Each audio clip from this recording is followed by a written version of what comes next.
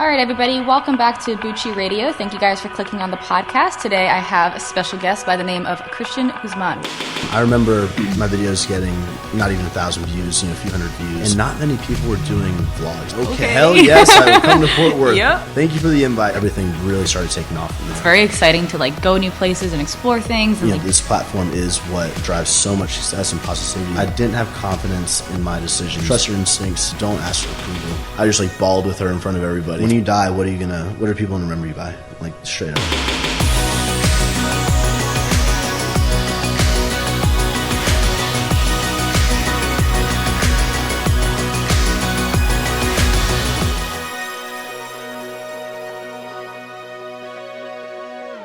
What's going on, everybody? Thank you guys so much for tuning in to another episode of Bucci Radio. I have gotten overwhelmingly amazing positive response for my first podcast episode, and I just wanted to say thank you so much to those who've tuned in.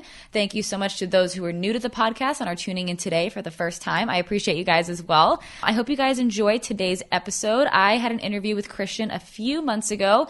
It's February right now. We had our interview back in December, and him and I talked about a lot of stuff. I wanted to get his perspective on a lot of different topics and a standpoint of his business with Alpha Lead Athletics. I wanted to talk to him about YouTube and how he feels about putting his personal life out on YouTube so much. I wanted to really dig deep and dive into his story and talk about how he got to where he is today, the perspectives on life that he's been able to share with you guys through this podcast in one condensed episode. So I hope you guys enjoyed today's episode. Again, thank you so much for tuning in. And without further ado, my Bucci Radio interview with Christian Guzman starts now.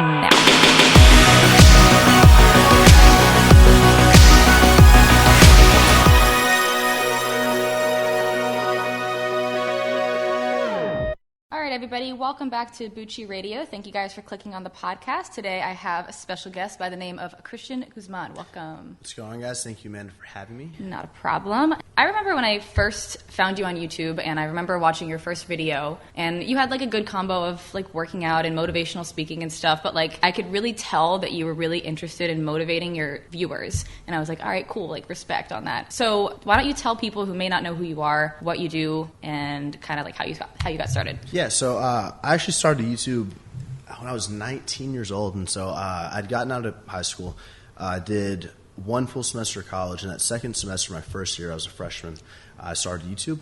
Really, I was at a school that was very, it was an amazing academic school. I didn't fit in too well. Different clubs and fraternities, and wasn't an athlete or anything, and so I was really into fitness at the time. I was obsessed with working out, and I watched a lot of YouTube myself. I watched a lot of instructional stuff. I watched a lot of motivational speakers and talks and everything, and so I decided just to make a channel to share tips on nutrition and working out and pull-up tips and exercise tips, and everything sort of started there. So I started at 19. I'm currently 23, so I've been doing YouTube for over almost 5 years, 4.5 years, and it's just been amazing. So when you first got started, you said you were doing more tips and instructional type stuff. Mm-hmm. Is that what you were watching and what you thought your kind of audience wanted? Yeah, so I feel like YouTube's definitely changed a lot in the last few years, but back in 2012, 2013, it was very, you look up things on YouTube to learn, to get a workout or to get tips from someone who might look better or has more knowledge than you, and that's what I enjoyed watching at the time, and not many people were doing vlogs. It was very instructional, to the point, take information away, and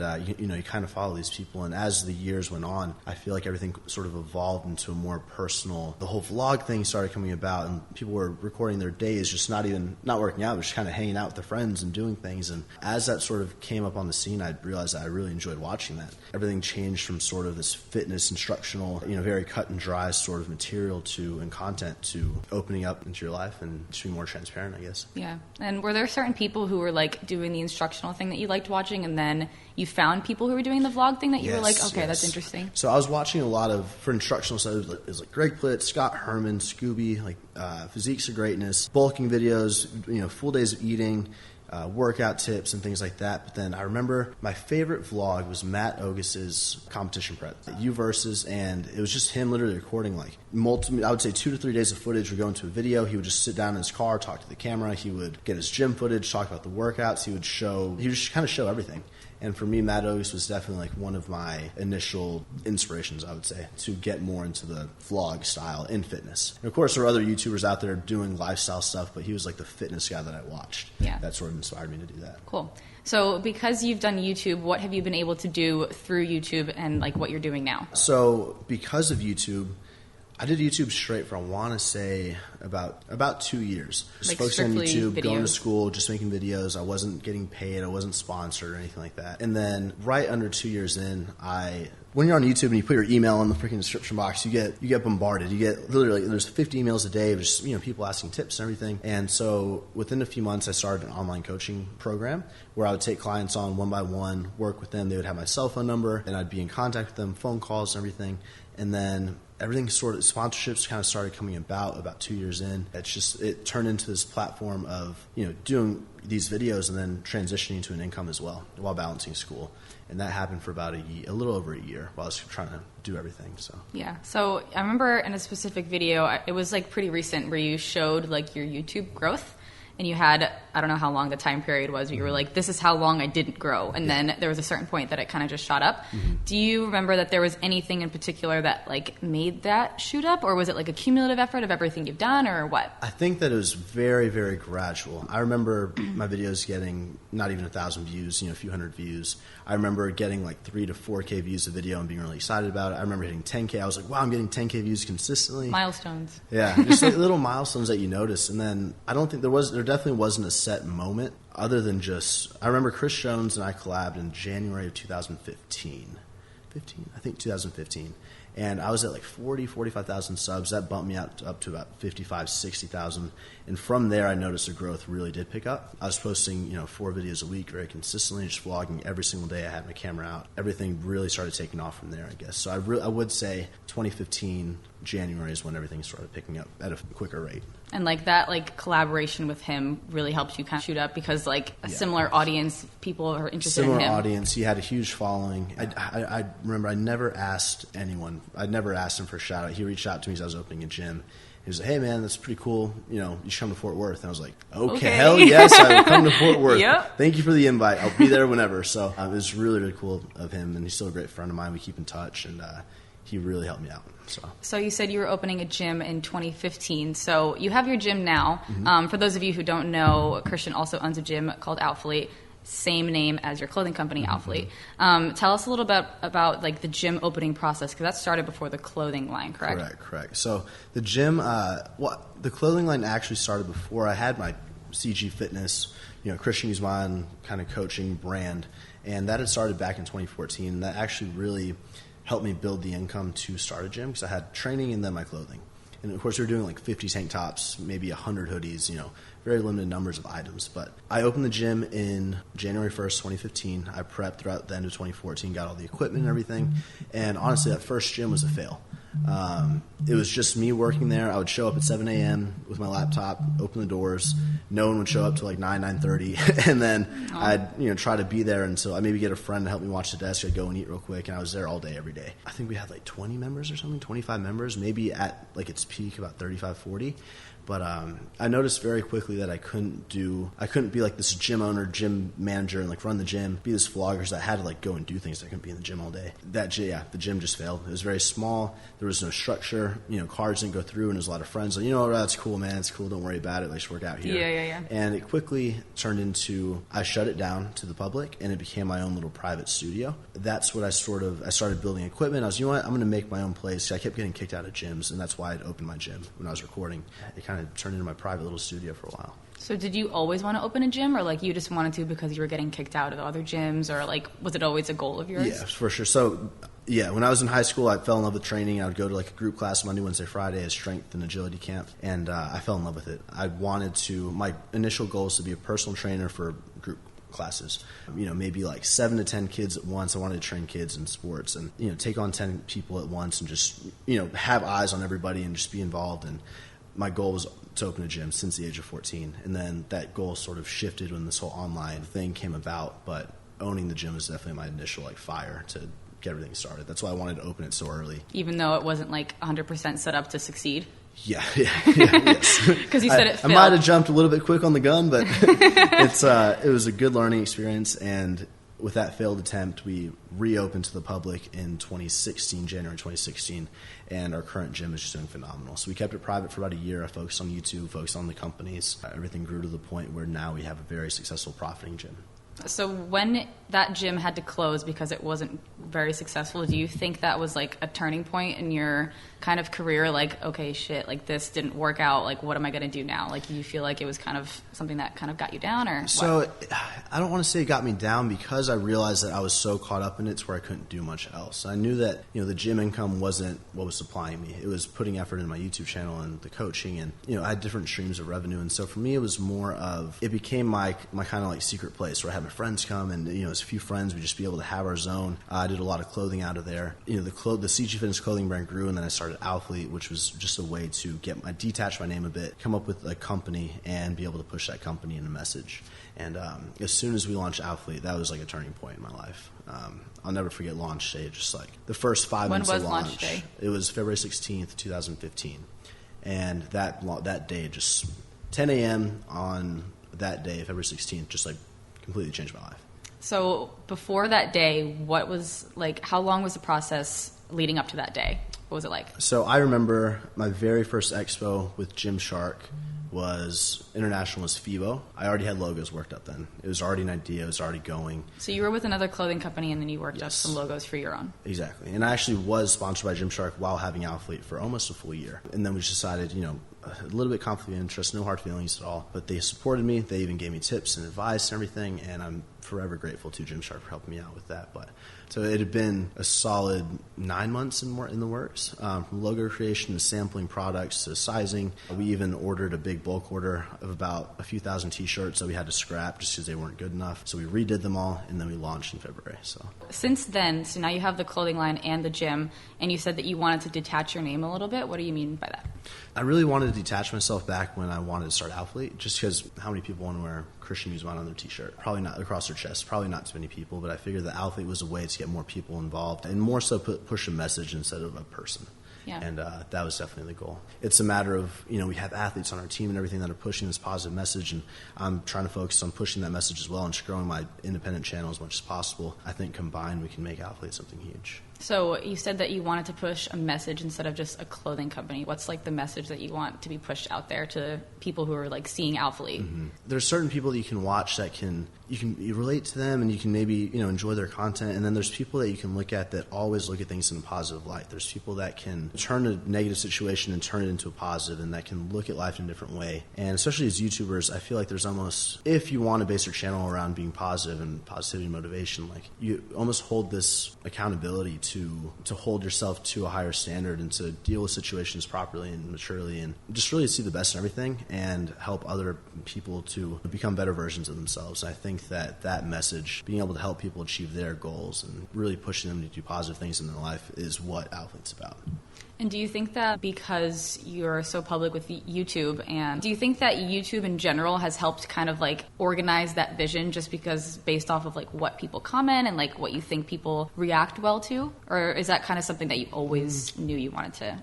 I think as YouTubers, we all take feedback and we look at things and decisions we make, and it definitely, I think YouTube makes me a better person. Keeps you accountable. It keeps you accountable, yeah. It keeps you accountable. You know that, there's kids younger than you that are watching, that are looking up to your every move and that are watching your every move. And I think that alone, I don't want to say it changes who you are, but it definitely just reminds you to almost be this person that you want to be and not just act on impulse. So it's like more of a positive thing than a negative thing for you? I think it's definitely a positive thing. Yeah. It makes me a better person for sure. For someone who might be coming to your YouTube channel for the first time and seeing your nice cars and your nice house and all of the things that you kind of like your new camera equipment and stuff, and people may be commenting like, who is this guy? Why is he so cocky? All he wants to do is show off his materialistic stuff. Do you think that showing that stuff or showing like that kind of like aspect of your life is like impacting people, or do you like, what do you kind of think about that when you post that stuff? So I think that it is difficult for someone to come to the channel or come to a channel and just immediately see these things, but I think that the people that have been following or that care to look into the history of 4.5 years of work when I was back in college with no money at all, it's a really cool transition. You get new subscribers every day, every week, every month, and you don't want to bring the past up and show throwback clips like every month, but I think that the journey is so cool. None of the showing the houses or the car, that doesn't intend to take it in a show off kind of way. I think it's more of cars I find enjoyment in. It's actually one of my passions, driving. It's business. I mean, I think throughout years, not just on YouTube, but, people grow up, they develop, and I started at 19 years old, and at 23, you do kind of put your big boy pants on, your big girl pants, and you grow up, and you look into buying homes, you look into investments, you look into taking on life, and I think that there's a way that I can portray that, which I really want to start opening up, a little bit more in the future videos in the next coming years. But I've been through a lot of financial things in my life, and I just want to be able to take everything I've learned, and if I can save someone a headache, then I would love to. You know who your audience kind of is, like age-wise? Mm-hmm. What is it? 18 to 24 years old. I have about 80% male, 20% female.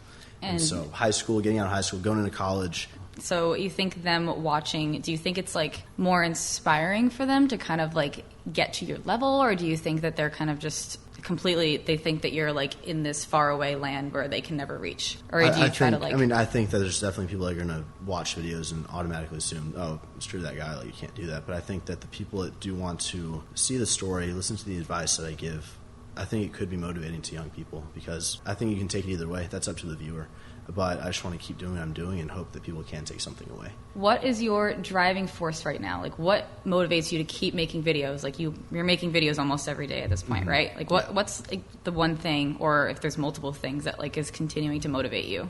It's so funny because it's such a good question, and I think the thing that keeps me going is just, one, is the challenge of being creative. I love having to think of new things to do, new videos to make. Like, I kind of go through my same routine. What's a different spin on it? What can I talk about? What can I do differently to keep everyone engaged? I love the challenge for myself personally. I love the fact that when we go out in public or go to expos or have meetups, like we had a meetup in Chicago with 1,200 people show up that we did, a few days of hype for, and it's just insane that many people are getting impacted and care to like go wait in a line to like shake your hand and take a picture with you. And I can only imagine, like, what motivates me is doing that at a larger scale. I mean, you look at YouTubers that have so many more subscribers, and fitness is such a small little niche, and I can't imagine like just getting to that level where you can reach that many people in a positive light. So that's the motivation for me. I don't know. I feel like some people might be, oh, it's to grow business and everything, but to be honest, like, as a business owner, you almost hit a certain point where business is more of a challenge and not really the drive. It's not the motivation. It's a challenge, which it's fun and engaging, but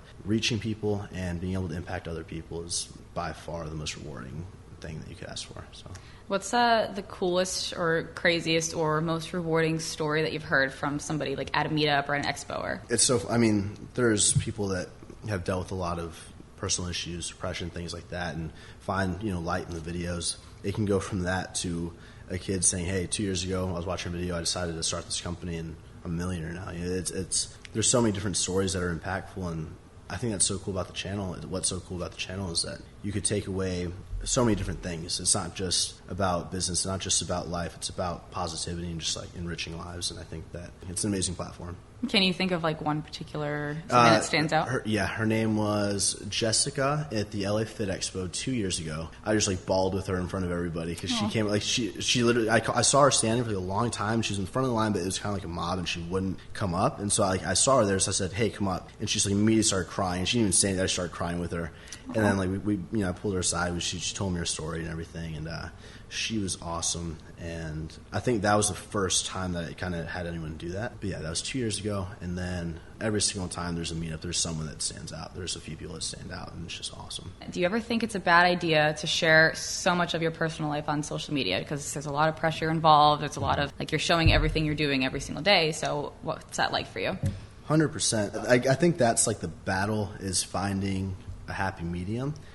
I think that at this point, even if you don't want something shared, if you do want to keep something private, it'll probably find its way out eventually. It's sort of a double-edged sword, because you as a YouTuber, as a vlogger, you do to make that decision to put your life out there. With that decision comes transparency. Honestly, I think it's a double-edged sword, but at the same time, this platform is what drives so much success and positivity that it's almost like a little sacrifice you have to take.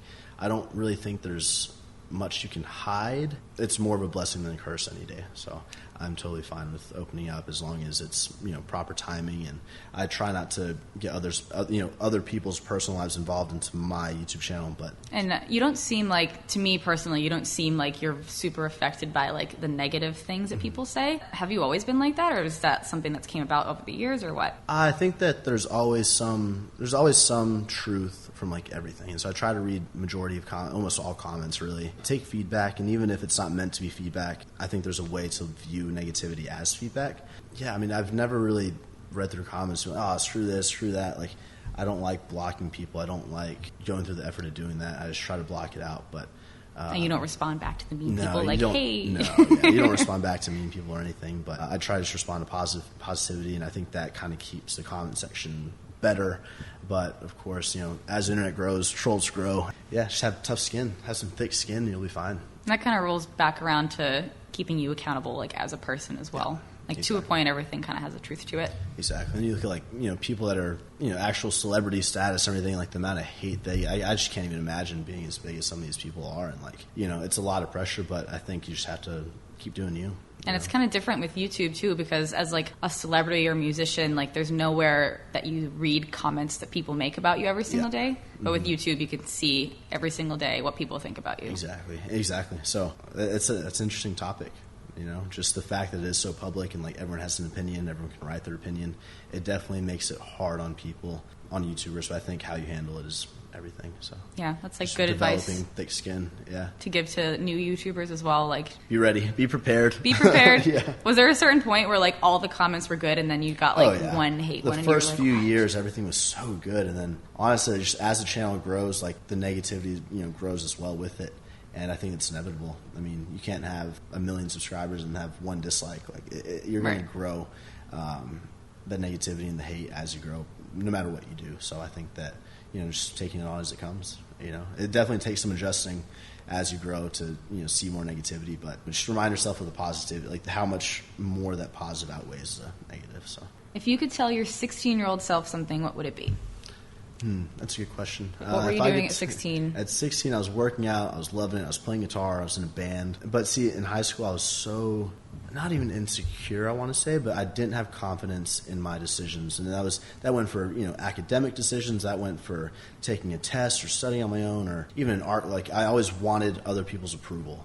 And, confirmation I was doing things the right way and like going in the right direction, and I just wanted a lot of opinions. Even now, you kind of grow, and the more you can make your own decisions without having to ask people for approval, the more confident you become in yourself. I would just remind myself at 16 to trust your instincts, don't ask for approval. And I probably wouldn't have taken the advice, just really focus on making decisions on your own and doing what you think is right. That transitions to everything. That really makes you a man and makes you a woman, being able to handle yourself and make your decisions on your own. What are you doing now for business-wise, personal-wise, training-wise that you might not have talked about much, like on YouTube, or like things that are happening in the future that you for sure haven't talked about much? Right now, there's a lot of behind-the-scenes business stuff going on, a lot of investments I'm investing into that I want to share with a lot of people with YouTube, but trying to finalize everything before I make anything public. That kind of covers the business. 2017 is already, to put things in, like with Athlete, it used to be we would have a launch, take that money, order another launch, take that money, order another launch. But like right now in beginning of December 2016, we're planned out until September of 2017. Every launch, every item, every color, every quantity is like paid for, planned out, and so we are so far ahead. And that has taken a lot of work to get that far ahead. So that's taking place business-wise. With YouTube, I am so excited. I'm going to be doing a competition prep thinking of starting in March or April. I would like to do a little bit of personal travel time before starting the prep, because I'm going to do a 90-day prep, 12 weeks, 90 videos in a row. Woo! So 90 videos in a row. 90 videos in a row. And it's a big task to take on. It's a big task. I've done like 25 videos in a row the last month. And it was like 15, 20 videos in a row. But we're going to daily vlog. So I'm excited to make that transition. I have like a really cool way. Maybe I can tell you. I feel like this is a cool platform. If you guys listen to this and you can get excited about it before I launch on YouTube. But I want to open up my 90-day transformation to the public. I don't want to make any money off anything. I'm not going to push a coaching website or anything like that, any PDFs, any documents. But all I want to do is have, if you want to start your prep with me, take a picture of your body on whatever day I start prep. On the day 90, we'll do prep together. And at the end of 90 days, take another picture with like a newspaper or your phone, proving the date. And I want to get my group of friends to pick pick the top 4 transformations. Not the top 4 most shredded people, but transformations from different, males, females, 40% body fat to 30%, or from 10% to 5%, and pick 4 of the most impressive transformations and give a very large cash prize to each person and fly them out to Houston, come to Alphalete, and I think that'd be really cool. That's an awesome Because idea. everyone that does like a cash thing, it's a cash thing, but you have to pay this to enter, and I don't want to do that. I just want to make it public and give an incentive to freaking kill it, and I think it'll get a lot of people amped up and involved with it. And that gets a lot of people like involved with you too. Mm-hmm. Awesome. And there's incentive.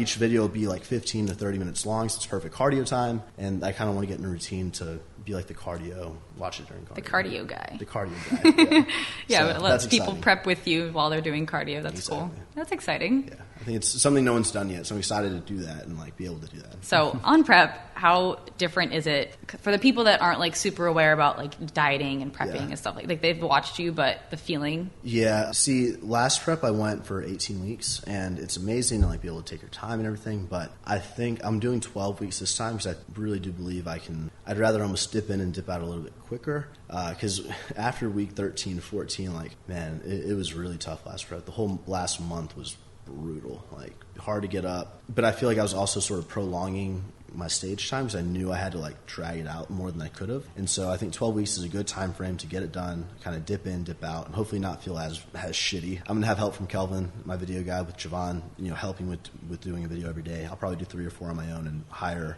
people to help me do the other few just to be sure they get done. Yeah, poor Kelvin. He has to deal with me, like, especially being with someone 24/7 like he is. Not that I get snappy, but I definitely get an attitude and stuff towards the end of prep. But so as long as you have some help, you're going to be good. Yeah, just need a little bit of help, and then a little bit of help and we'll get it done. Yeah, that's exciting. I hope other people are excited about that because that'll be a cool way to get everybody involved. Mm-hmm. What do you think is the most important thing to focus on? Success or significance? Significance, 100%.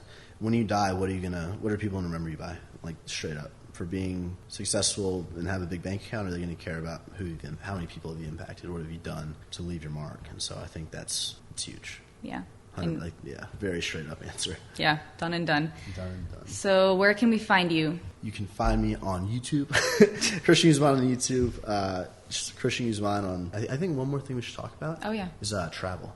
Oh, because I think last year, so Amanda and I traveled so much this past year, and I think a lot of YouTubers think like, the more I travel, the busier I am, like the better, the more I'm going to grow. The toll that traveling takes on you, there come certain points where if I'm gone for 2-3 weeks, I just want to be with my dogs. I miss the house and I miss my friends, and I think it actually this past year and the year before, it's had a negative impact on me, and so I really want to free myself up this year, take a few more personal trips, like not even vacation time, it'll still be YouTubing and everything, but more personal time, less going to just meet people. I think it's safe to say all of us YouTubers appreciate and love meeting everybody, but there's a point where you hit that it's just like you feel like you're hitting a wall. Focusing on myself a little bit more, giving myself more alone time this year is going to be huge. I don't know how you felt about traveling as much as you did, but yeah, like it's a lot. It's very exciting to like go new places and explore things and like meet people from different places. Like I'm sure you feel this all the time where people tweet at you or message you or whatever, and they say, Christian, please come to whatever city, state, country, whatever. And you're like, I want to, like I really do. You feel the same way? 100%. But if you're not performing 100%, if you like tire yourself out and just get frustrated, you start to hate what you're doing. And I think that the frustrated thought kind of crossed my mind a bit this year. And so I just want to be able to be sure that by taking time off, being at home, getting my rhythm, being like in my good place, that I'll be able to stay at 100% and not. And last year you did a couple of trips in a row where you kind of like tried to make it efficient. Are you going to do that again this year or what? Yes. Last year we did college tours for 2-3 weeks. We did, we did Alphalete meetups. We did tons of expos. It was just very draining. It's hard to run business and be happy and have relationships and be gone that much, just traveling. And so I really want to be able to just focus and enjoy home a little bit more. Yeah. Just not even home. It's not like you sit down and relax, but, get in your groove, I guess. Yeah, stay in a kind of like a routine. Exactly. All right, well, thank you so much to Christian for being on the podcast today, and thank you guys so much for listening and tuning in, and catch you guys in the next episode.